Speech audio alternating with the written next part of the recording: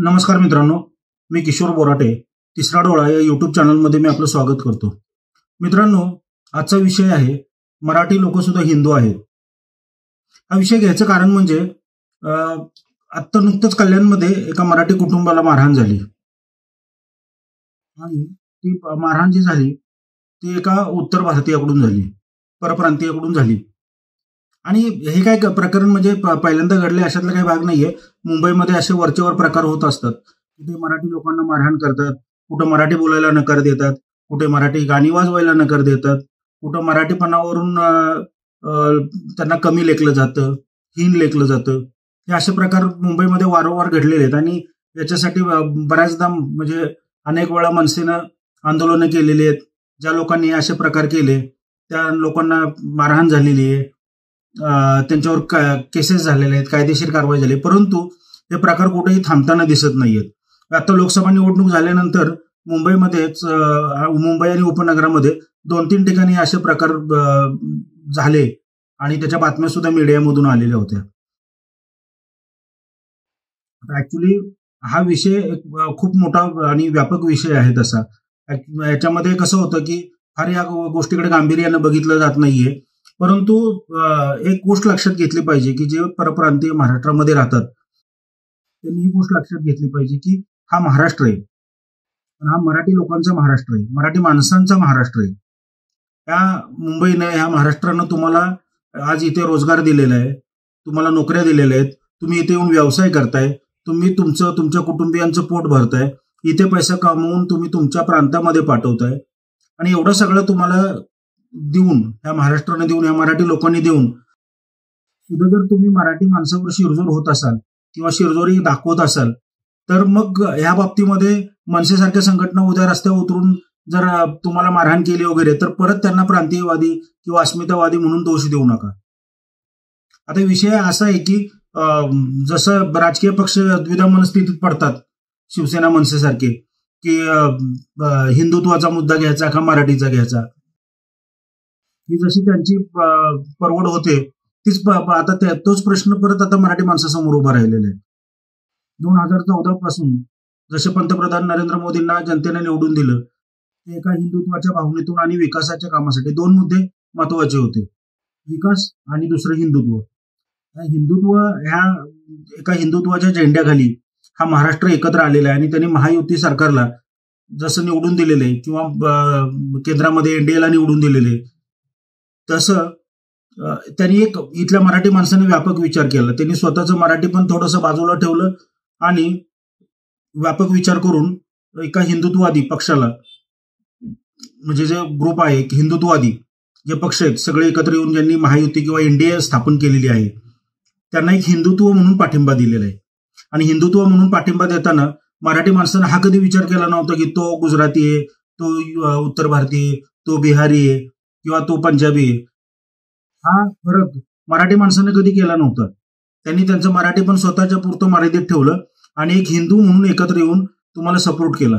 आज महाराष्ट्रामध्ये जवळजवळ 30 पेक्षा जास्त आमदार परप्रांतीय आहेत, इतर भाषिक आहेत.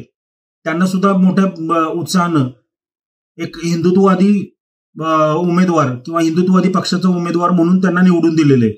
मराठी माणूस जर एवढा व्यापक भूमिका घेतोय आणि एवढं जर समजूतदारपणानं जर तुम्हाला निवडून देतोय किंवा तुमच्या पाठीमागं किंवा तुम्हाला पाठीमागं उभं राहतोय, तुमच्या पक्षाच्या मागे राहतोय, तुमच्या उमेदवाराच्या मागे राहतोय, तर पुढच्यांची पण ती जबाबदारी पडते की बाबा हिंदू म्हणून जसं आपल्याला एक स्थान दिलेलं आहे मराठी माणसानं तसंच आपणही त्यांना स्थान द्यावं.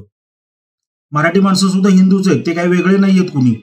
परंतु तुम्ही जर इथं राहाल आणि सगळ्या गोष्टी तुम्हाला पाहिजे तशा कराल, सगळ्या फॅसिलिटीज घ्याल आणि परत तुम्ही आणखीन मराठीवरून जर समजा तुम्ही इथल्याच लोकांना मारहाण कराल आणि मराठी म्हणून हिनवाल, त्या भाषेला नावं ठेवाल, ह्या संस्कृतीला नावं ठेवाल, इथल्या लोकांना मारहाण कराल, तिथल्या लोकांना घरातून बाहेर काढाल तर हे प्रकार सहन केले जाणार नाहीयेत.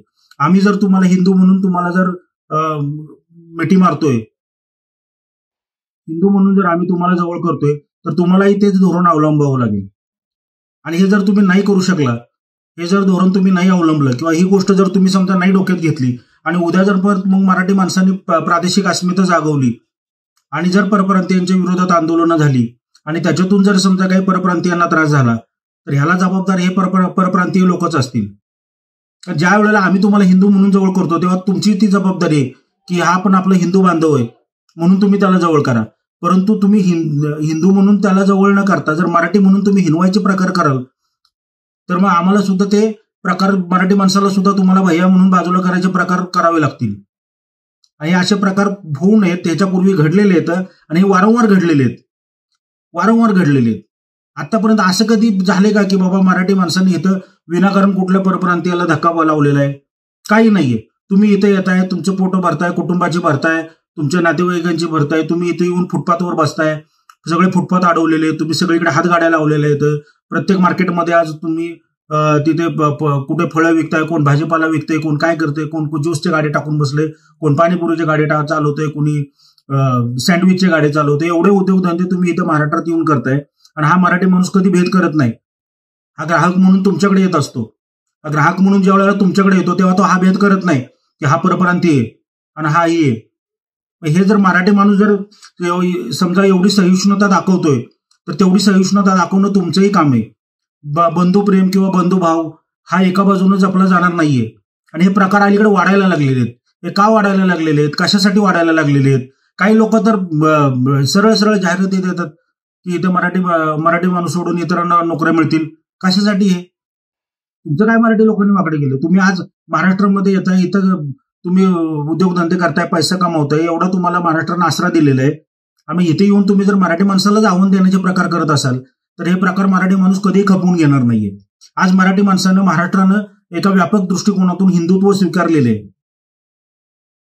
आणि हे हिंदुत्व स्वीकारलेलं असताना परत जर तुम्ही तुमच्या ह्याचा प्रांतीय माज दाखवत असाल किंवा तुम्ही जर परत आमच्या प्रादेशिक अस्मितेला, आमच्या संस्कृतीला आणि आमच्या भाषेला जर आव्हान देणार असाल तर मग मराठी माणूस परत हा प्रादेशिक मुद्द्यावर जायला वेळ लागणार नाही. आणि याचा अनुभव घेतलेला आहे काही वर्षापूर्वी, 2014 पूर्वी या सगळ्या गोष्टींचा अनुभव घेतलेला आहे. त्यावेळेला जी आंदोलनं झाली त्यावेळेला इथनं परप्रांतीयांनी रेल्वे भरून इथून निघून गेले होते, रेल्वे भरून. हे दिवस जर कुणाला आठवत नसतील तर त्यांनी ते आठवून बघावेत. आणि इथून पुढं तुम्ही मराठी माणसाला सन्मानानं हे करा. मराठी माणसाकडे मराठी म्हणून न बघता आपला एक हिंदू बांधव आहे हे बघून जर तुम्ही त्या मराठी माणसाशी तुम्ही एका हिंदुत्वाच्या व्यापक भूमिकेतून जर समजा तुम्ही त्याला जवळ कराल आणि प्रेम द्याल तर तुम्हालाही मराठी माणसाकडून एक हिंदू म्हणून प्रेम मिळेल. तुम्ही जर समजा इथे येऊन शिरजोरी दाखवत असाल तर मग मराठी माणूस हे गोष्टी खपवून घेणार नाहीये. खरं तर ह्या असल्या गोष्टी म्हणजे व्हायला नको होत्या. अशा गोष्टी व्हायला नको आहेत. तुम्ही एवढ्या लांबून हजारो मैलावरून इथे येऊन जर तुम्ही ताकद दाखवत असाल तर मग मराठी माणसालाही ते ताकद कशी मोडून काढायची किंवा ते आव्हान कसं मोडून काढायचं हे कळतं मराठी माणसाला सुद्धा. आणि एक मराठी माणसाने काही वर्षापूर्वी करून दाखवलेलं आहे. बंधुभावानं राहा. एक आम्ही जसं तुम्हाला हिंदू म्हणून एक गळ्याला मिठीत घेतोय किंवा जे हिंदू म्हणून तुम्हाला जवळ करतोय तसं तुम्ही आमच्याकडे हिंदू म्हणून बघा ना. आम्ही तुम्हाला हिंदू म्हणून जवळ करायचं आणि तुम्ही आम्हाला घाटी म्हणायचं, मराठी म्हणायचं, आमच्या भाषेवरून आम्हाला तुम्ही नावं ठेवणार, आमच्या संस्कृतीला तुम्ही नावं ठेवणार. या गोष्टी नाहीत खपवून घेणार मराठी माणूस. त्यामुळे मला एकच या सगळ्यांना सांगावं वाटतं की एक बंधुभाव, आपण एक हिंदू आहोत आणि हिंदू म्हणून तुम्ही एकत्र राहा, एकत्र या, एकत्र नांदा. परंतु इथे तुम्ही राहून आम्ही तुमच्याकडे हिंदुत्व किंवा हिंदू भाऊ म्हणून बघायचं आणि तुम्ही आम्हाला मराठी म्हणून येऊन आम्हाला आव्हान देण्याचे प्रकार हे करू नका. नाहीतर याच्या पुढे हा प्रादेशिक वाद, अस्मिता या सगळ्या गोष्टी जर वाढत गेल्या तर ह्याच्यातून काय होणारे दुफळे माजणार आहे. त्यामुळं हात जोडून विनंती आहे सर्वच परप्रांतीयांना की तुम्ही इथे आलेला आहात, सन्मानानं बंधुभावाने राहा आणि एकोपा कायम ठेवा. धन्यवाद मित्रांनो. आपल्याला हा व्हिडिओ कसा वाटला आणि या मुद्द्यावर आपल्या काय प्रतिक्रिया आहेत ते तुम्ही कमेंटमध्ये सांगा.